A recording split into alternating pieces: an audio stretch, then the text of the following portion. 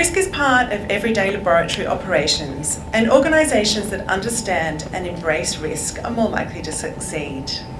So joining us to talk about all things risk is NATA's Technical Manager, Danielle. With 20 years accreditation experience, Danielle is responsible for ensuring the technical integrity of NATA's accreditation programs and services. She provides direction and advice to NATA staff and also our members on technical matters.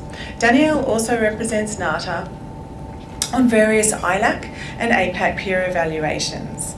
She reviews accreditation bodies who are part of the mutual recognition agreements.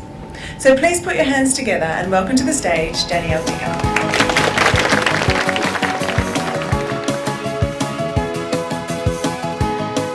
Thanks for that lovely introduction, Mel. Hi everyone. It's amazing to see so many people here today. What a great turnout. So I'll be talking today about how accreditation matters when it comes to managing your risk. Risk is something we all deal with every day. Consciously or otherwise, we make calculated decisions that have the potential to impact our personal or our professional reputation. Whether it's staying in bed an extra 10 minutes and risking the extra traffic, or driving 5 kilometres over the speed limit and risking a fine, or worse, causing an accident.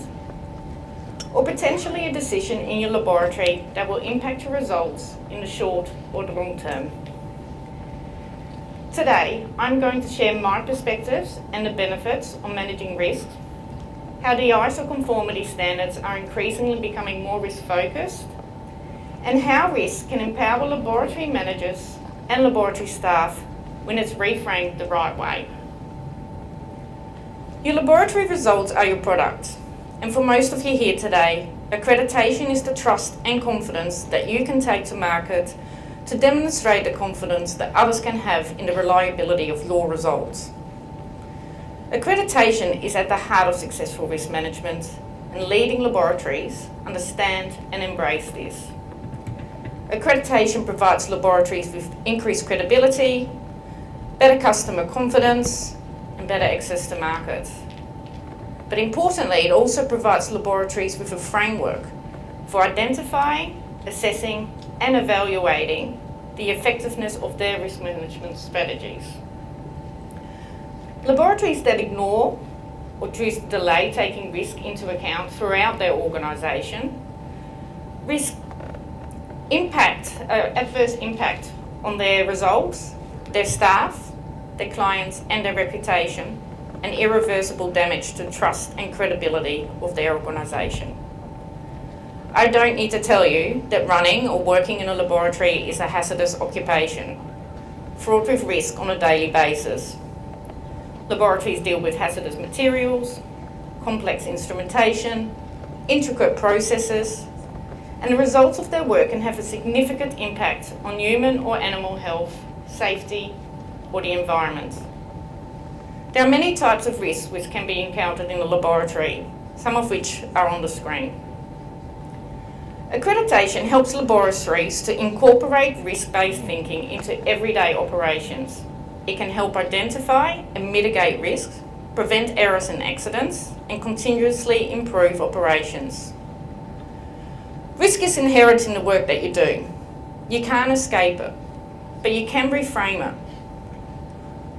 When an Olympic sprinter is asked how they feel before a race, on the whole they will say excited. And that's because they've learned to take the nervous and anxious feeling in their stomach and reframe it by positioning it mentally as a feeling of excitement. And for those of us in the scientific community, I feel there's a lesson that we can take from this, as the sometimes negative connotations associated with risk can be turned into opportunities to understand your business better and identify areas where you can become more effective. And knowledge over these things can be really empowering when embraced by everyone within the organisation. So here's what some of our members have to say about managing risk. Chem Centre's role within the state government is to effectively manage chemistry-related risk. So risk management is an important part of everything that we do. Risk management is an integral part of all of our operations, be that in the justice system, health area, or even a chemical emergency. Accreditation is key to having results with integrity. The backbone of NATA is the auditing of facilities to produce results that can be relied on. Risk management process is underpinned by accreditation. One of our roles is to produce regulatory quality evidence, and we have accreditation basically as a mitigation strategy to make sure that we're thinking about the risks behind what could go wrong in producing that regulatory quality evidence. And making sure that the results that come out of our laboratory are able to be used by delegates who are making decisions or prosecutors who are taking things to court. Accreditation drives best practice and is effective in focusing laboratories to be more proactive in risk management. Essentially, accreditation is a bedrock for effective risk control and mitigation. NATA accreditation aids all of the areas of risk management by ensuring that testing is based on sound technical practice by standards or validated in-house methods. Risk management is important because it protects everyone. The labs, our customers, and everyone who relies on our results. So you may ask yourself, why accreditation? A laboratory can comply with the standard to reduce the organisational risk and to ensure that I'm competent to carry out testing or other conformity-related activities. But whilst this is true, NATA accreditation offers another perspective. Let's look at the benefits. Firstly, expertise. An external evaluation of your laboratory's management systems, processes and staff technical competence by a team of independent peer experts can help identify areas of non-compliance which put your laboratory at risk.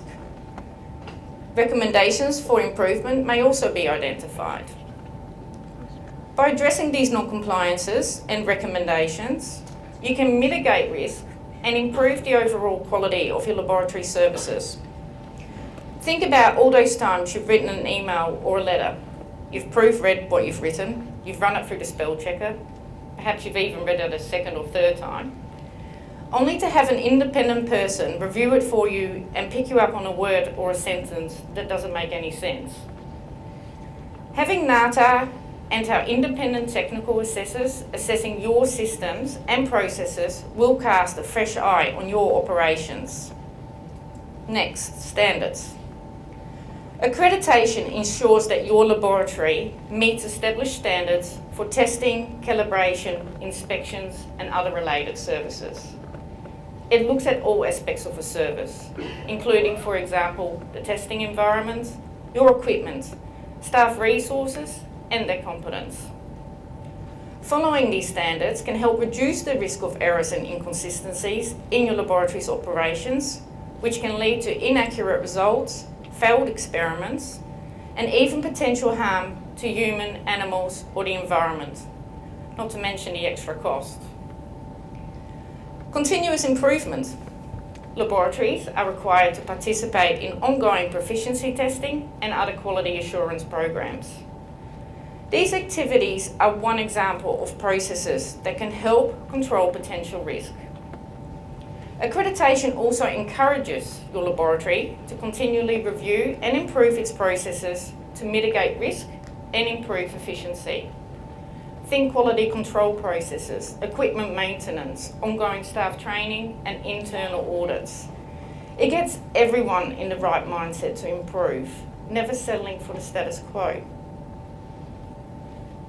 Accreditation can enhance your laboratory's reputation and credibility. This can lead to increased confidence from prospective and current clients, regulators and the public in your laboratory's ability to provide accurate and reliable results.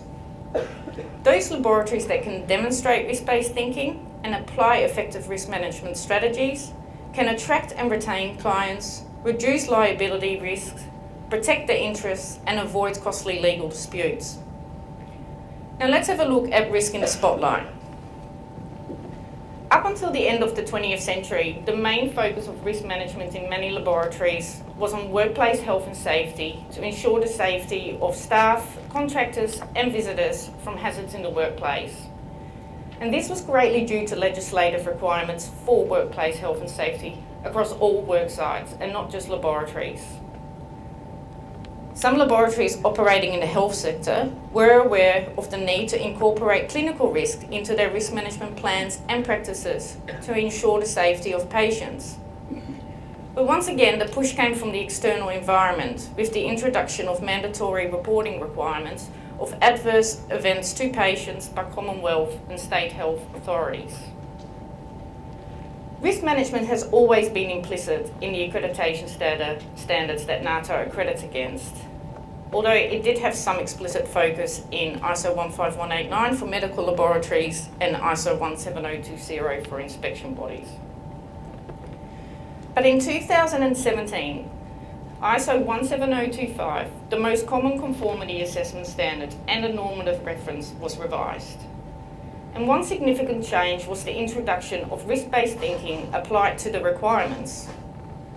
The revised standard required organisations to incorporate risk assessment and management into all phases of their activities. The recently revised ISO 15189 also has an increase in focus on the welfare of patients by assessing, planning and implementing actions to address risk. In fact, the new standard mentions the word risks more than 80 times, whereas in the old standard it's only mentioned 12 times. So many of the ISO conformity assessment standards are now less prescriptive and contain more performance-based requirements that foster a risk-based thinking approach. Risk comes in degrees, and your approach to managing it should as well. Awareness and preemptive action can help prevent or reduce its potential impact to your organisation. Applying a risk-based thinking approach allows your organisation to plan for and better control potential risks and to take advantage of continual improvement opportunities. It's a proactive approach. For example, most wouldn't think twice about using a fume cupboard when dealing with toxic compounds. An example of an unconscious risk mitigation process. Implementing a risk-based thinking approach facilitates greater effectiveness and continuous improvement of management system and conformity assessment processes. One example could be assessing the risk associated with procurement of laboratory supplies, reagents or consumables. What are the risks around quality, reliability, and do you have a plan B for any supply disruptions? So let's have a closer look at some examples of the performance-based requirements in the standards and supporting risk management strategies. The accreditation standards require laboratories to establish and maintain measures which assure the validity of results. Two such measures include quality control processes and participation in proficiency testing. These measures help to identify when test methods, for example, go astray, and hence ensure that the laboratory's processes are consistent and reliable. The use of quality control charts provide visual representation of process variation and identifying potential deviations or trends that may indicate a higher risk of errors or failures. And while some laboratories may view participation in proficiency testing a necessity to satisfy NATA, they could be overlooking the more fundamental benefits that can be achieved by taking part in a PT program, such as confirming competence performance, identifying testing or measurement problems, educating laboratory staff, instilling confidence in the users of the laboratory services, comparing operator capabilities, and determining method precision and accuracy. In other words, it provides laboratories with another additional and powerful risk management tool. The accreditation standards require laboratory staff to demonstrate competencies in their roles. This ensures that staff are properly trained and can identify potential risks and take appropriate action. Ongoing training and professional development requirements for laboratory staff will also enhance technical knowledge, skills, and awareness of emerging risks or best practices. Accreditation standards require detailed documentation and records of your activities. They ensure compliance, enable traceability and accountability, promote standardisation and consistency, facilitate knowledge transfer, support training and competency assessment, aid in audits and inspections, and drive continuous improvement. Laboratories are required to identify areas of improvement on a continuous basis. Areas of improvement can be identified by laboratories, for example, through internal audits, corrective actions, customer complaints, PT participation, etc.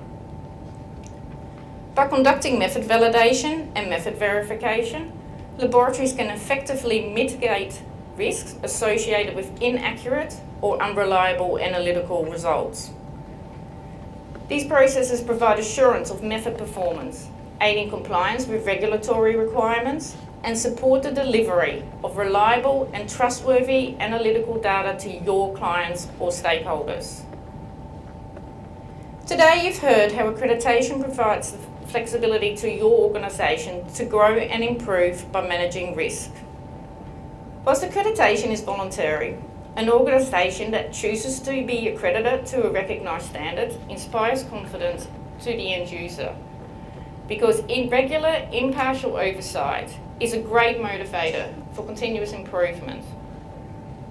Accreditation is itself a risk management tool that allows organisations to make informed decisions. The accreditation standards provide a framework for risk management, encouraging continuous improvement. Through monitoring the effectiveness of risk reduction strategies as well as outcomes achieved, you will set yourself on a continuous path for improvement, as well as higher level quality outcomes. Customers have more confidence in an organisation that is able to demonstrate it has taken the necessary steps to evaluate itself. Now, if you take one thing from this talk today, it should be that although risk is inherent, it can be reframed as an opportunity to help improve your organisation's operations. It genuinely can be a competitive advantage. Thank you.